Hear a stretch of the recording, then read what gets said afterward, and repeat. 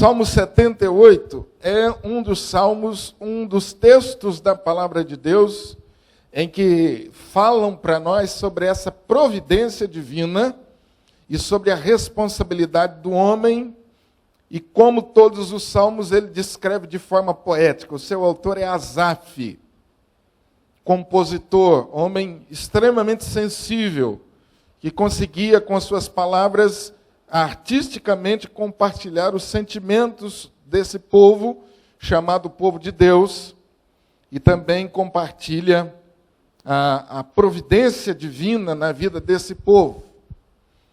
Eu vou ler a partir do primeiro versículo e vou citando, você me acompanha.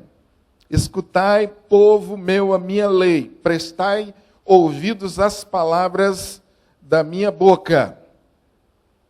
Agora você vai, por favor, para o versículo de número 18.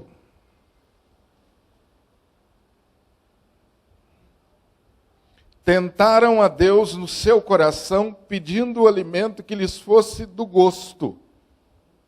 Falaram contra Deus, dizendo: pode acaso Deus preparar-nos mesa no deserto? Com efeito, feriu ele a rocha, e dela manaram águas, transbordaram caudais. Pode ele dar-nos pão também, ou fornecer carne para o seu povo? Ouvindo isto, o Senhor ficou indignado. Acendeu-se o fogo contra Jacó, e também se levantou o seu furor contra Israel, porque não creram em Deus, nem confiaram na sua salvação. Nada obstante, ordenou as alturas e abriu as portas dos céus. Fez chover maná sobre eles para alimentá-los e lhes deu cereal do céu. Comeu cada qual o pão dos anjos. Enviou-lhes ele comida a fartar. Versículo de número 72, o último versículo. E ele os apacentou consoante a integridade do seu coração e os dirigiu com mãos precavidas. Deus abençoe essa palavra e aplique no nosso coração. Amém? Diferente do que alguns pensam e afirmam categoricamente, o mundo e a nossa vida não são regidos pelo acaso ou pela fatalidade, mas por Deus, que revela e faz cumprir os seus propósitos de providência no palco da existência humana por meio do seu Filho Jesus. Eu vou repetir, porque eu queria que você, na medida do possível, gravasse. Diferente do que alguns pensam, a nossa vida não é regida pelo acaso ou pela fatalidade, mas por um Deus que revela e que cumpre os seus propósitos no palco da existência humana, por meio de seu Filho Jesus. A doutrina da providência divina está no quadro das doutrinas que nós chamamos de doutrinas reformadas ou doutrinas protestantes, doutrinas que nos diferenciam em muito de outras religiões, doutrinas que marcaram o movimento da reforma protestante e que, por isso, nós devemos zelar por elas, conhecê-las e devemos ter orgulho delas. Doutrina da providência, Deus, segundo os seus conselhos, sua sabedoria e a sua vontade, sustenta, dirige, dispõe e governa todas as criaturas, todas as ações e todas as coisas, desde a menor até a maior. De novo eu vou repetir. Deus, segundo a sua sabedoria, os seus conselhos e a sua vontade, Ele sustenta. Presta atenção, Ele sustenta. Ele dirige. Ele dá direção. Ele dispõe, coloca nos lugares. E Ele governa. Ele governa todas as criaturas, todas as ações, todas as coisas, desde a menor até a maior. Amém?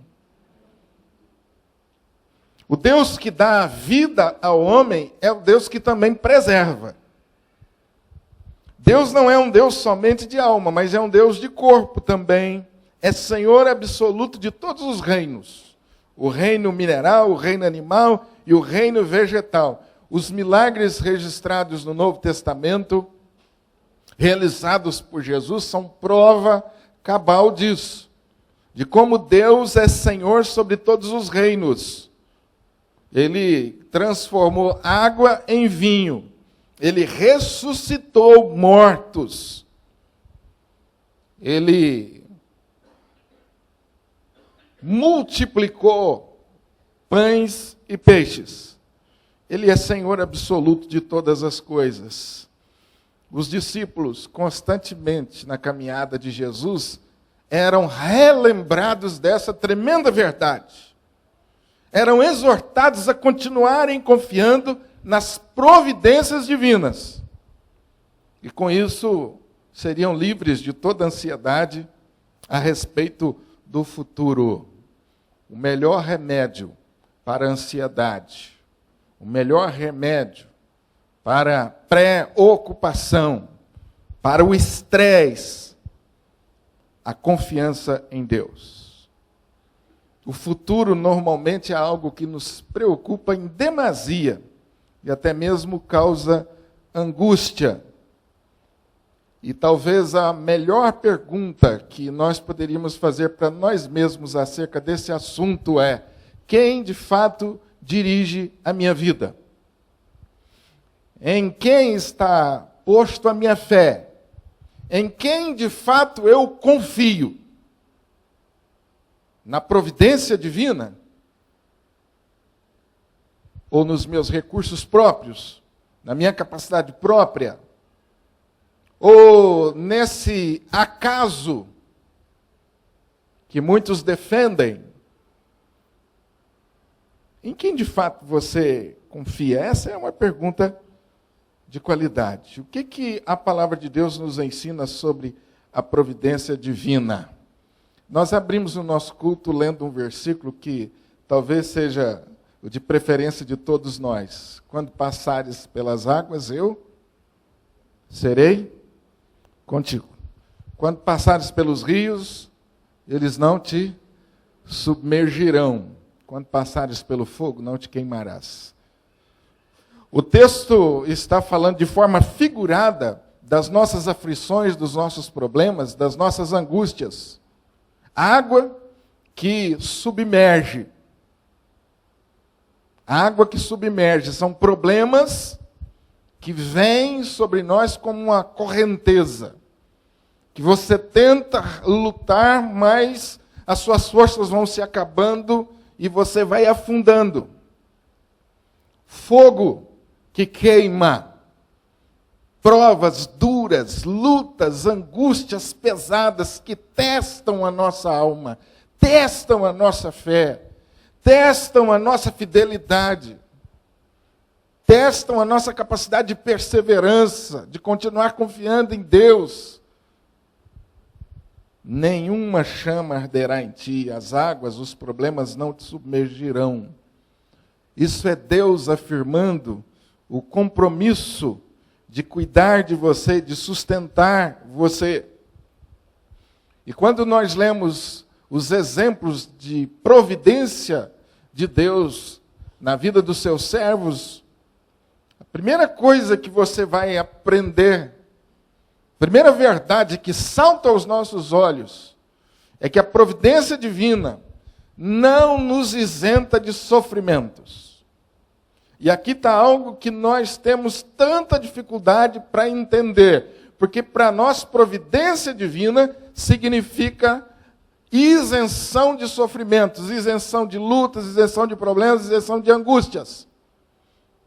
Se Deus é realmente um Deus todo-poderoso, que cuida de mim, que prometeu cuidar de mim, então por que passar por tantas lutas, por tantos problemas e por tantos sofrimentos? O apóstolo Paulo nos ensina que todas as coisas cooperam para o bem daqueles que amam a Cristo. Mas ele diz, nos versículos anteriores, a tribulação, a angústia, a fome, o perigo, a espada, a nudez, podem até vir, mas nunca nos separarão do amor de Deus. Jesus mesmo disse sobre isso claramente aos seus discípulos: no mundo tereis aflições. Jesus afirma categoricamente para nós: no mundo tereis aflições, mas tem de bom ânimo, eu venci o mundo. Jesus não poupou os seus discípulos da travessia de um mar tumultuoso. Não poupou os seus discípulos de uma tempestade em alto mar. Mas a providência divina assegurou que eles chegassem do outro lado, são e salvos, na hora certa. Deus não poupou a José os sofrimentos. E quantos sofrimentos esse gigante da fé passou. Dificuldades, provações, começaram dentro da sua própria casa, de onde menos muitas vezes a gente espera. As lutas de José começaram dentro da sua própria casa, com seus irmãos. Provações, privações, injustiças, até tentações A vida de José é um quadro vivo, um exemplo claríssimo de como Deus não poupa os seus filhos de sofrimentos, mas a providência divina assegurou o livramento, assegurou o consolo. E no final José se levanta e diz: Deus transformou o mal em bem, para que muitos fossem salvos. Deus não livrou Paulo dos sofrimentos, outro gigante da fé, que nós falamos com tanto orgulho desse homem modelar para nós. Quantos de nós não temos Paulo como modelo de fé? Mas quantos sofrimentos Paulo passou? A Bíblia fala de um espinho na carne. E ainda bem, graças a Deus, Deus na sua sabedoria não disse para nós que espinho na carne é esse. Ainda bem. E a gente pode aplicar isso de diversas maneiras na nossa vida, logicamente dentro de uma hermenêutica saudável. Mas Paulo tinha um problema sério que o incomodava. Um problema que persistia. Um problema que o desafiava constantemente. Gente, que homem dedicado. Que homem focado no serviço a Deus. Que homem de fé. Mas tinha um espinho na carne. E Deus disse para ele: Paulo, eu não vou tirar o espinho da sua carne, eu não vou tirar esse problema, você continuará sofrendo. Paulo, a minha graça te basta. O espinho vai continuar aí, o problema continua aí, mas a minha graça vai sustentar você. E o que nós não poderíamos dizer, né, meus irmãos, do nosso Senhor e Salvador Jesus? Deus não tirou nem os sofrimentos do seu filho amado. E os sofrimentos de Jesus foram tão pesados que Jesus chegou a dizer: Pai, passa de mim esse cálice. Contudo, faça-se conforme a sua vontade. Deus sustentou a Jesus até o fim e ele cumpriu os seus propósitos. O que eu e você precisamos lembrar? Precisamos relembrar, precisamos afirmar: a providência divina não me isenta de sofrimentos. Vamos repetir?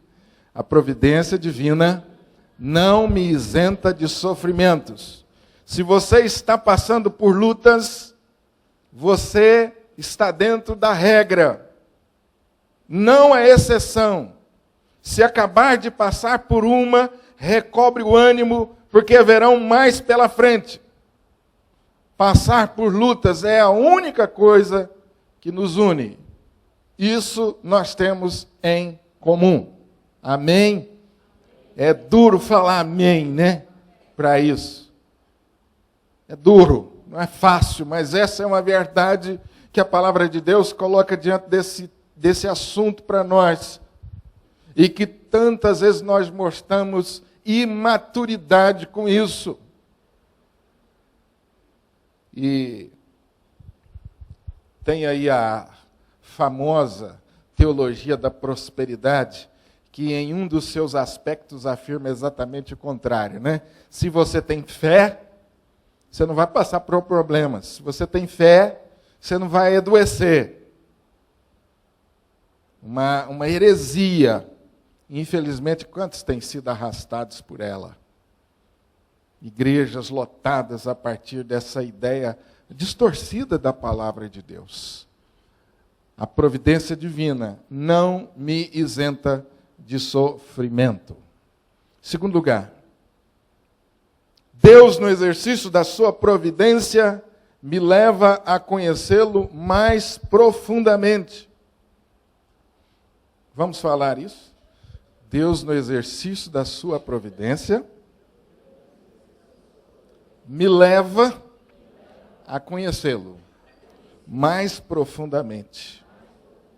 Através das provações, Jó chegou ao verdadeiro e profundo conhecimento de Deus. Eu te conhecia só de ouvir, mas agora os meus olhos te veem. Jó compartilha essa verdade já no final das suas lutas. Depois de passar por tantas angústias, cercado pela incompreensão De novo, da sua casa, da sua família, dos seus familiares, dos seus amigos. Que exemplo, né, queridos irmãos? Nesse aspecto nós temos um livro inteiro para nos ensinar sobre isso. E a Bíblia afirma, Deus afirma no começo do livro de Jó, que esse era o homem mais íntegro sobre a face da terra. O homem mais íntegro e temente a Deus sobre a face da terra. Deus não poupou esse homem das suas lutas, dos seus sofrimentos. E apesar de ser um homem íntegro, ele tinha muito ainda a conhecer sobre Deus. E sobre a sua vida com Deus e seu relacionamento com Deus. Assim também é comigo, com você. Quanto nós temos ainda para aprender? Aquietai-vos, diz o salmista, e sabei que eu sou Deus. Salmo 46, verso 10. Tem um livro que de vez em quando eu cito aqui na Bíblia, que chama, aqui na igreja, nas minhas mensagens, chama Verdades que Transformam. E o livro é de autoria do Dr. James Kennedy. Quem encontrar o livro pode comprar. Eu encontrei esse livro na livraria do Acampamento Palavra da Vida. Aqui na livraria eu não encontrei, mas lá eu encontrei. E se alguém quiser depois, eu creio que indo lá ou sabendo de alguém que vai lá, peça que vale a pena a leitura desse livro.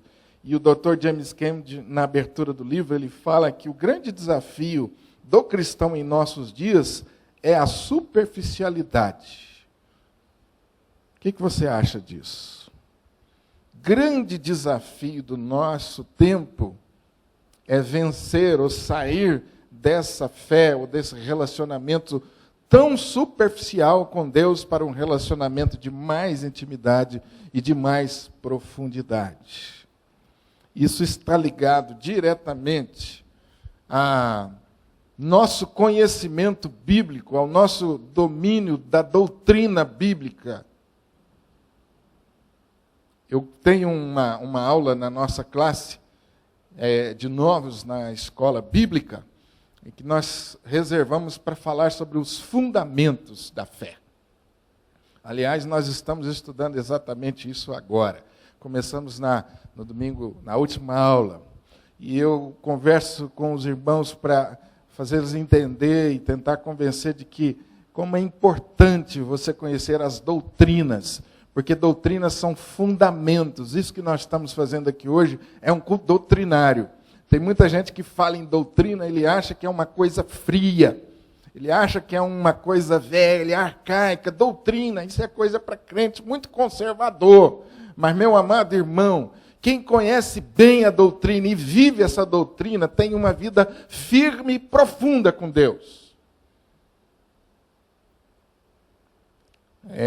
A classe, me parece que a classe de juvenis na nossa igreja estudou temas doutrinários, e os professores estavam me contando dos assuntos e das perguntas das crianças, e alguns estavam dizendo, pastor, como é difícil falar sobre isso e ensinar. E estava dizendo para eles, olha, continuem, porque vocês estão fazendo um bem extraordinário para as crianças.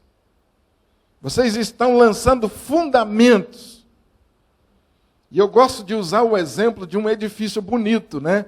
Você passa e vê lançando os fundamentos para a construção e é tudo muito feio, o cenário é feio, né? O cenário é muito feio. A rua fica feia, o quarteirão fica feio. E eles colocam lá a madeira em volta daquela obra e você muitas vezes não vê, mas se você tomar o cuidado de olhar, você vai ver que eles estão fazendo buraco para baixo. Dá medo. E aquela bate-estacas fica ali, fazendo aquele barulho, incomodando os vizinhos. Até que de repente termina essa parte dos fundamentos. E aí eles começam a tirar lá as madeiras e você passa e não vê nada.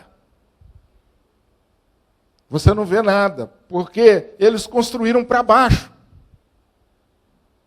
E se você for olhar no orçamento da obra, a parte mais cara é a parte que fica debaixo da terra. é a parte mais trabalhosa e mais cara. Aí depois começa a se erguer as paredes, as colunas, e as paredes começam a subir, e aquele edifício vai tomando forma, e você já nem lembra mais dos fundamentos. Você já se encanta com a beleza daquele edifício. E você talvez até se arrisque a morar lá, num apartamento.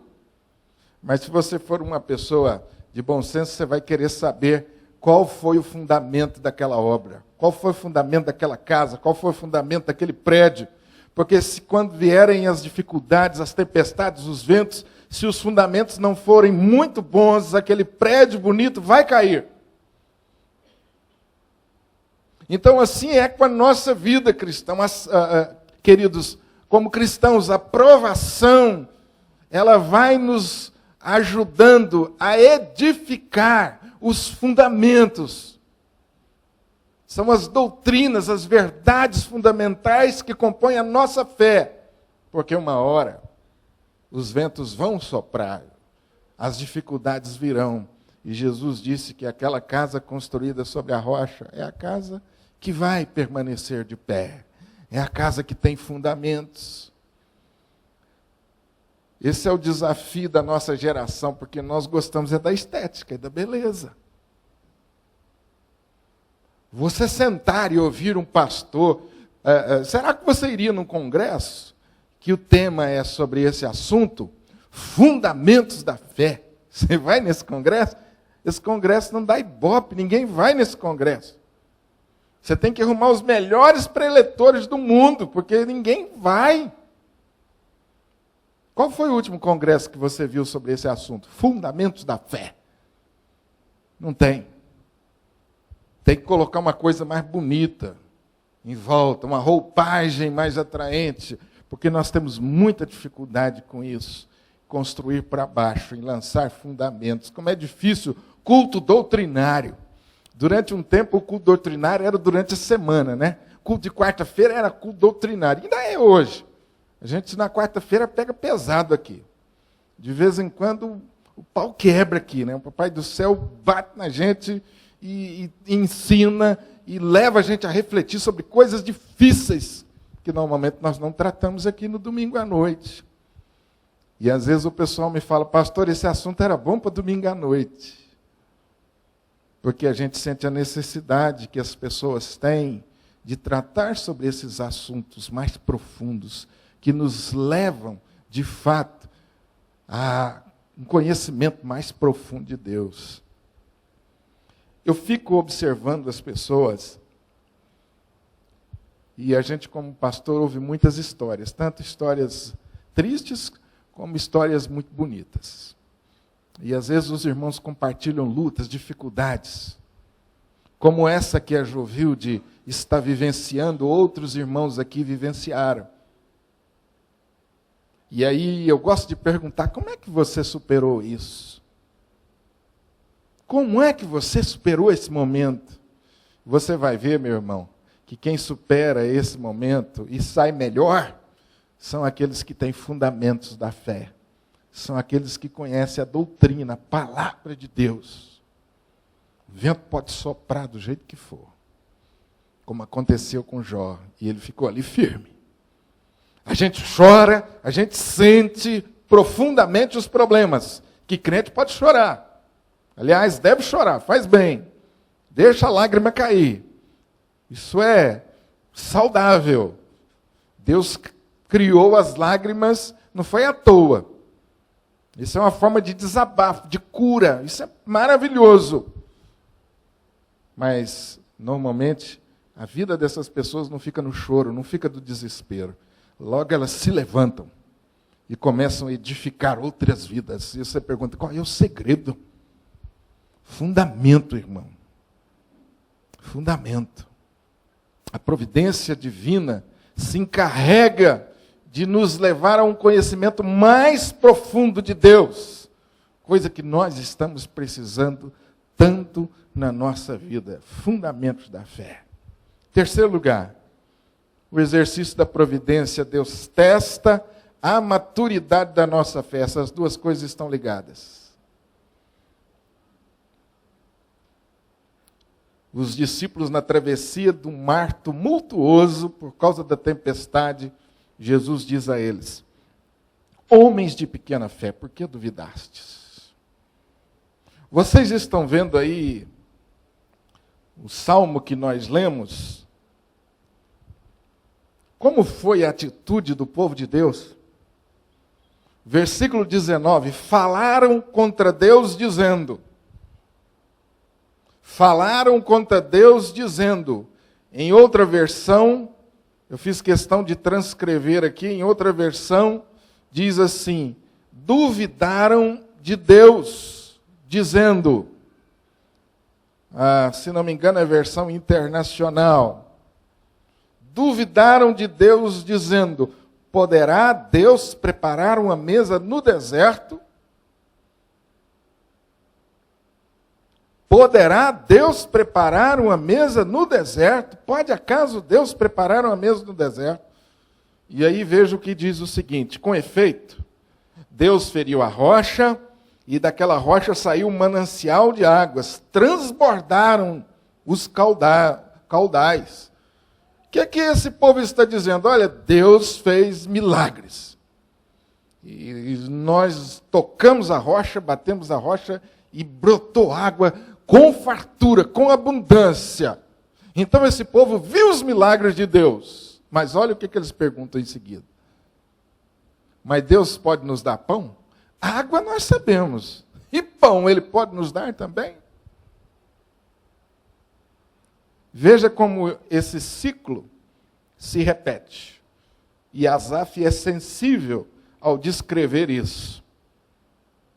Pode Ele dar-nos pão também, ou fornecer carne para o seu povo?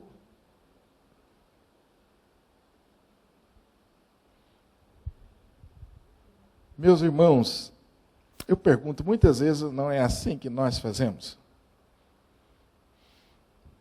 As histórias da providência divina ficam nas estantes do passado, no museu da nossa vida, empoeirada.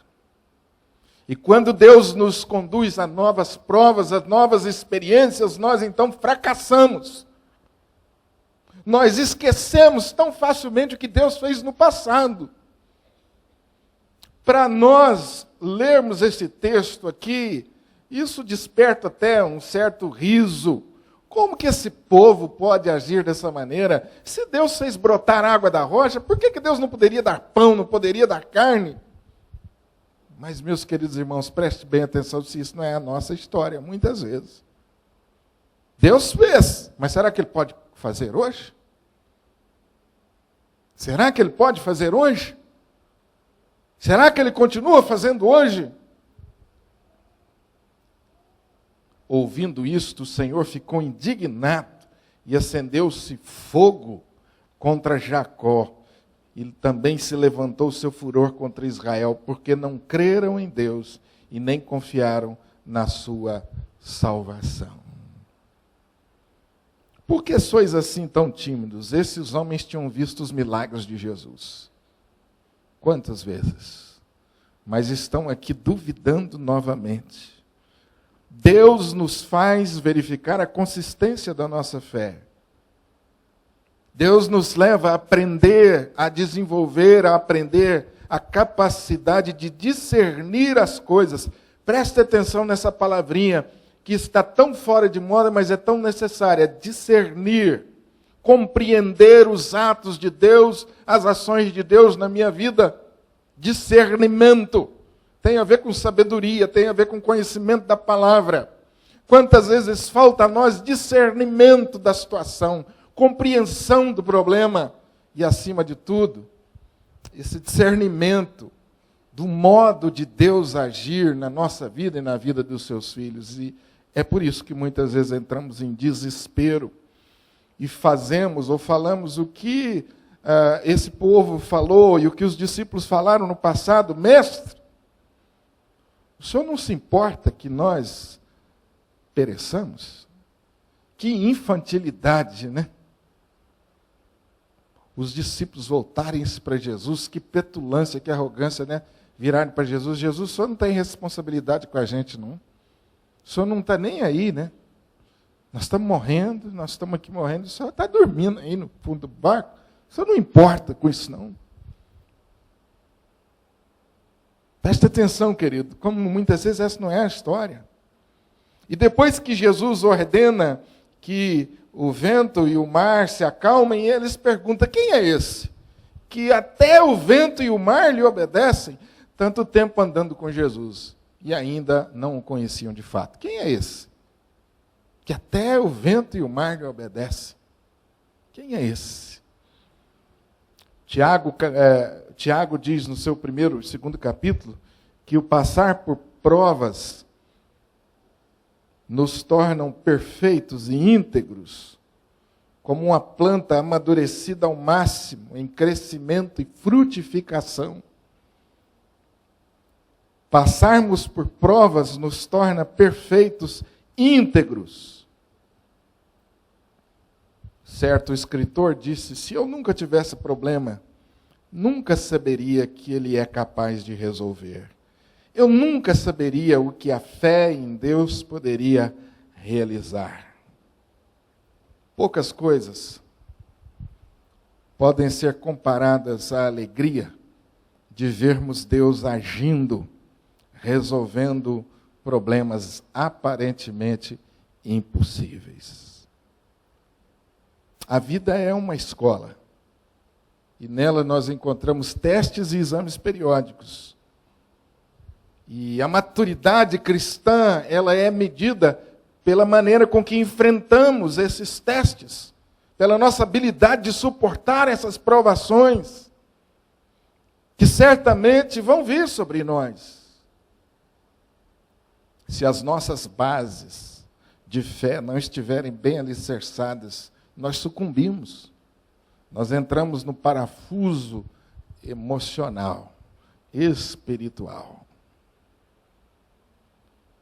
O exercício da providência, Deus testa a maturidade da nossa fé. Amém?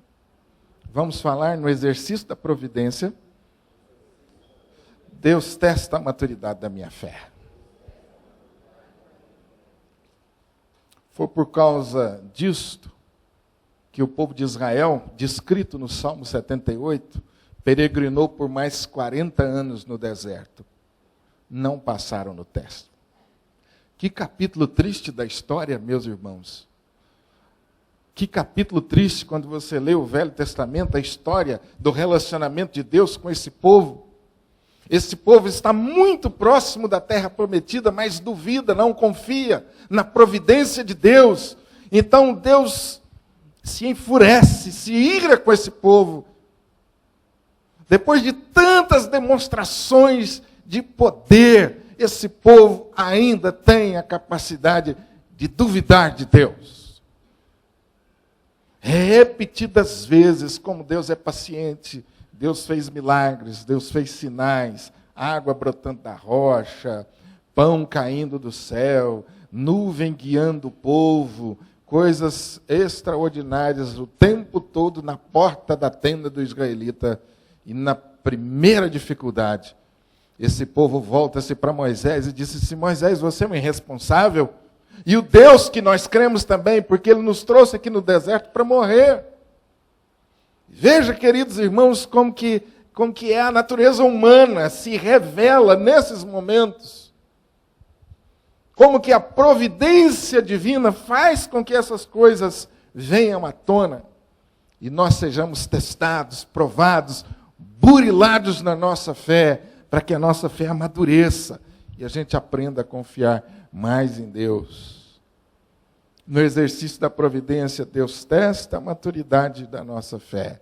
O apóstolo Paulo, conversando com a igreja, ele disse, olha, eu não pude conversar com vocês e falar a vocês como espirituais, porque eu precisei dar leite para vocês, que vocês são ainda infantis na fé. Paulo está indignado com a igreja.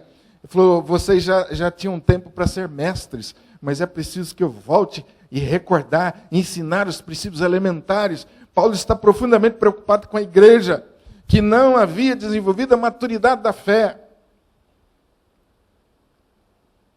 Certo escritor falando sobre isso, ele diz assim, Se Deus nos salvasse apenas para nos levar para o céu, nós seríamos salvos imediatamente, seríamos levados para o céu.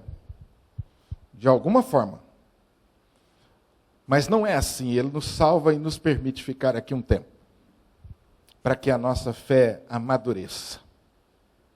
Seguir a paz com todos e a santificação, sem a qual ninguém verá o Senhor. A santificação tem a ver com essa maturidade da nossa fé. A providência, ou no exercício da providência, Deus nos disciplina. Também é difícil falar amém aqui. No exercício da providência, Deus me disciplina. Vamos falar isso?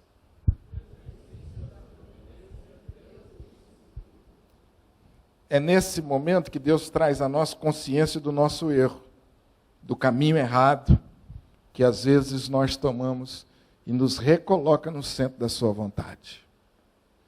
Deus faz com que todas as coisas, preste atenção que eu vou recordar aqui a matéria, Deus sustenta, dispõe, governa todas as coisas de maneira que você seja colocado numa situação em que você é levado a refletir sobre você mesmo, a pensar sobre suas ações, sobre o caminho, sobre as suas atitudes, sobre os seus princípios, sobre os seus valores. É como se Deus fizesse um refinamento da nossa vida. Ele coloca pessoas, ele coloca coisas, ele coloca circunstâncias. E aí você não entende por que Deus colocou aquele chefe chato, implicante lá na sua empresa. Você não entende. Pastor, já orei para Deus tirar aquele homem do meu caminho, mas não sai de jeito nenhum. Por que Deus coloca determinadas pessoas ao redor da gente? Uma jovem compartilhou comigo essa dificuldade com o chefe. E eu falei para ela, Deus está trabalhando em você. E ela falou assim, o duro é que é verdade. Eu falei, então relaxa. Que enquanto você não aprendeu, o chefe continua aí. Você acredita nisso? Porque aí a nossa oração muda, né, gente? Perceba como que isso muda a nossa perspectiva. Porque a gente faz aquele tipo de oração, Senhor, tira esse homem, traz uma enfermidade, assim, não precisa ser uma coisa para a morte, não, uma gripe forte. Uma coisinha básica. Uma infecçãozinha no canto da unha, impedindo ele de calçar o sapato, de vir trabalhar, pelo menos uma semana, um mês, Senhor. Coisinha básica. A gente ora muitas vezes assim, né? Ora errado. Quando Deus diz para a gente abençoar até os inimigos, nós estamos orando, Deus. Então, a providência divina nos disciplina. Bem-aventurado é o homem a quem Deus disciplina. Toda disciplina no momento, no início, não parece ser motivo de alegria, mas de tristeza. Ninguém gosta de ser disciplinado. Tem alguém aqui que gosta de ser disciplinado? No entanto, a Bíblia diz que com o passar do tempo, isso produz frutos deliciosos no seu caráter. Deliciosos, frutos de justiça. No exercício da providência, Deus nos disciplina. E em último lugar, os irmãos estão cansados? Só ouvi 2 não. No exercício da providência, Deus abre a nossa visão e dá a oportunidade de nós darmos testemunho da salvação. No exercício da sua providência, Deus amplia a nossa visão.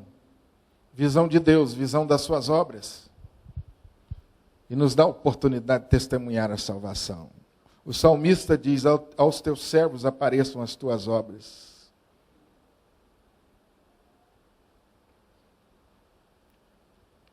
Não tem nenhum momento melhor para você testemunhar acerca de Deus quem Deus é. Testemunhar acerca do que Deus pode fazer, que no momento das dificuldades e das provações. Esse é o melhor momento. Porque esse é o momento que todo mundo espera que você esteja caído, desanimado. É o momento que as pessoas acham que finalmente ele vai ficar convencido de que esse Deus que ele tanto falou para mim não é exatamente o que ele pensa que é. Finalmente. E aí vem o crente cheio de provação e dificuldade, dando um bom testemunho. E aquela pessoa fala, mas não é possível. Que Deus é esse? Que Deus é esse?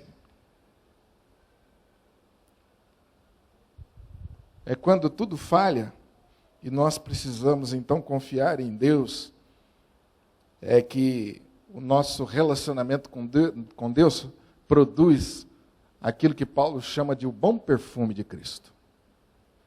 O bom perfume de Cristo ele é resultado da minha reação às providências divinas,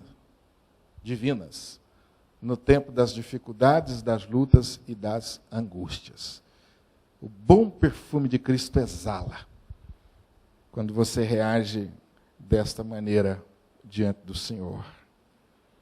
Eu queria terminar essa reflexão convidando você aí para pensar de que maneira você está reagindo à providência divina. Aquele que habita no esconderijo do Altíssimo descansará. Aquele que habita no esconderijo do Altíssimo descansará. De que maneira você está reagindo à vida ao seu redor? Se a vida tem sido favorável a você nesse tempo, então está tranquila a resposta, mas se a vida não tem sido tão favorável, se as coisas não estão acontecendo como exatamente você gostaria que acontecesse, pelo contrário, está dando muita coisa errada, então eu queria convidar você a refletir nessa noite sobre isso. De que maneira você está reagindo a isso? E eu queria concluir de maneira simples, domingo que vem a gente continua. Primeiro, continue confiando em Deus. O Deus que fez brotar água da rocha é o mesmo Deus que vai dar pão e carne. Traga à sua memória os feitos de Deus na sua vida. Tire da prateleira empoeirada os milagres que Deus fez na sua vida, traga eles à sua memória e deixe o Espírito Santo reavivar a sua fé e a sua confiança. Porque a nossa memória muitas vezes é curta.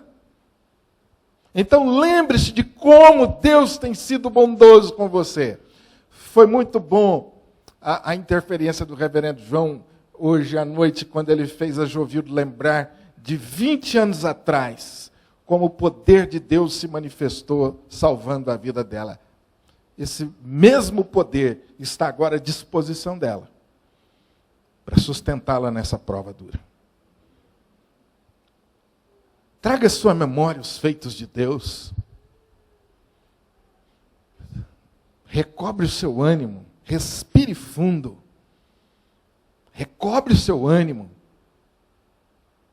e pense com uma grande oportunidade que Deus está dando a você, de que você desenvolva a sua fé, amadureça a sua fé e de que você dê um bom testemunho para as pessoas ao seu redor. É para isso que nós existimos. A providência divina e a responsabilidade do homem. Deus é fiel e continuará agindo. Aí tem uma conclusão no versículo 23 do Salmo que nós lemos, 78, 23, uma pequena conclusão, não é a conclusão final. E eu gostaria de terminar lendo. Nada obstante, ordenou as alturas e abriu as portas dos céus. Oh, maravilha! Apesar da falta de fé e da desconfiança, Deus ordenou as alturas e as portas do céu se abriram. Sabe por quê? Porque Deus continua fiel. e nada muda o caráter fiel de Deus.